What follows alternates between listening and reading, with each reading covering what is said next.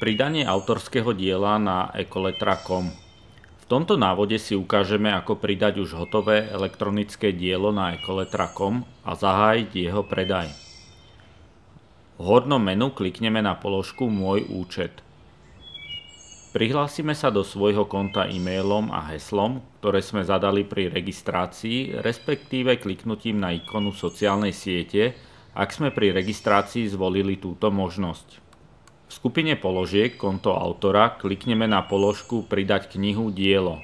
Vyplníme požadované polia.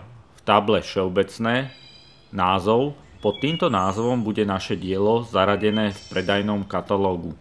Popis, stručne niekoľkými vetami opíšeme, o čom naše dielo je. Kľúčové slová.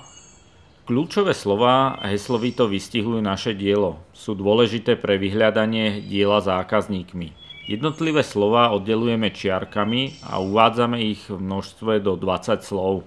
Napríklad, ak pridávame prírodopisné dielo o živote havrana čierneho, ako kľúčové slová uvedieme havran, havran čierny, vtáci, krkavcovité, život vtákov, príroda a podobne. V poli cena stanovíme predajnú cenu za naše dielo. Kategória. Naše dielo priradíme do jednej alebo viacerých kategórií. Náhľadové obrázky. Tu nahráme náhľadové obrázky, ktoré pomôžu zákazníkovi získať predstavu o našom diele a presvedčiť ho o kúpe.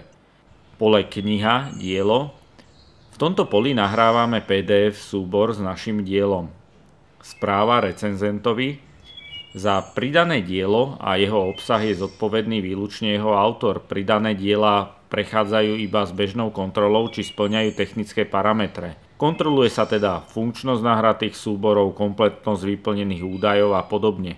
Administrátorovi môžeme v tomto poličku zanechať odkaz. Pole jazykové verzie.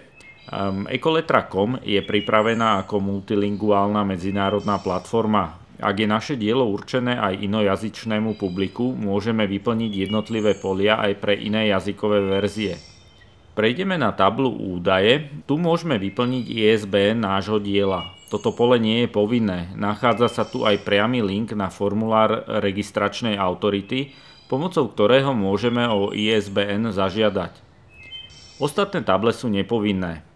Kliknutím na tlačidlo Odoslať završíme pridanie diela, o čom budeme informovaní oznamom na obrazovke. Prípadne nás systém upozorní, že sme niektoré polia zabudli vyplniť. Naše dielo následne čaká na kontrolu administrátorom.